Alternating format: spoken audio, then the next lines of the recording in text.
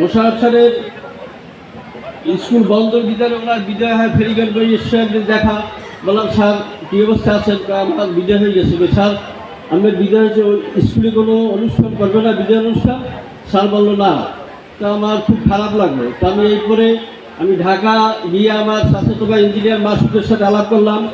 মাসুদ আমার ছোটো ভাই আজাদের সাথে আলাপ করলো, এবং মাসুদ ইঞ্জিনিয়ার 15,000 টাকা এবং আজাদ 5,000 টাকা দেওয়ার পরে আজাদ ওদের শীর্ষ সামন্ত নিয়ে মোশাররফ স্যারের বিদায় অনুষ্ঠান করে। এরপরে দ্বিতীয় দফায় যখন প্রণব, নাসির, রয়্যাল মাস্টার ওরা দ্বিতীয় অনুষ্ঠান করার প্রাক্কালে শহীদের হোটেলে বসে বলতে আছে যে আমরা একটা অনুষ্ঠান করতে যাইতে চাইছি, কী করবো? রয়্যাল মাস্টার বলে সাউন্ডদেরকে পাঞ্জাবি পায়জামা দেওয়া হইবে। আমি ওদেরকে বললাম যে প্রণবের সাথে তোদের সম্পৃক্ত, তোরা প্রণবকে বল একটা জামা দিলে তোরা কাপড়ের দিতে হবে, টাকা দেবে প্রচুর, তারপরে 2-4 দিন পরে শেষ হয়ে যাবে। তাছাড়া তুমি কী করো, তোমরা একটা সালের ব্যবস্থা করে দিও যেটা 30-40 বছর থাকবে। তা আমি গঠনমূলক বক্তব্য বলতে পারি না।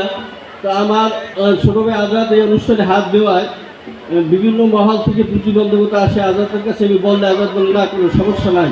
তারপরে কিছু কিছু ফোন আমার কাছে ঢাকায় আসে যে এই বিভিন্ন ধরনের সমস্যা আছে। তখন এই সমস্যার কথা মনে করার পরে আমি তাজ মোহাম্মদ স্যারের একটা গল্প আমার তখন মনে আসলো।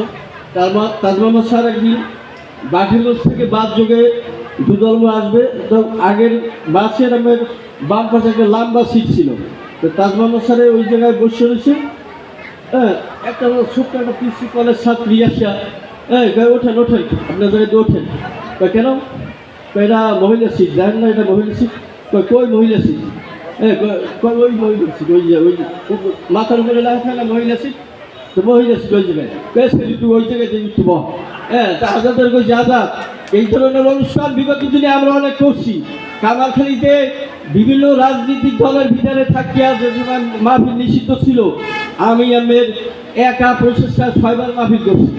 এই নুরুল ম্যাডামকে হাই স্কুলের এই জায়গায় নির্মাণে যে প্রতিবন্ধকতা ওনারা আমি লাইব্রেরিতে বলছি যে আপনি টিউনো স্যারের কাছে যে বলেন যে এ জায়গায় একটা ক্লাস চললে কালসন স্যারের মতো ভয়েসের যদি কোনো শিক্ষক থাকে তাহলে এই কণ্ঠের প্রতিধ্বনিতে আমার ক্লাসরুমের 2টা প্রতিষ্ঠানই আমার ধ্বংস হয়ে যাবে। সেক্ষেত্রে আপনি তারা বুঝেই বলেন। আমি লাইব্রেরিতে গেছি, আমি প্রত্যেকটা শিক্ষা প্রতিষ্ঠানের প্রধানদের সাথে করছি। তবে এই জায়গায় বলা হয়েছে আমাকে 89 ব্যাচের ছাত্র। আমি আসলে 89 ব্যাচের ছাত্র না। কারণ কি, আমি আমার নানার মাদ্রাসা ছিল, আমার নানা মরুম হাফিজুদ্দিন মাস্টার মাদ্রাসা খুললেই ওই জায়গায় লই যেত। আবার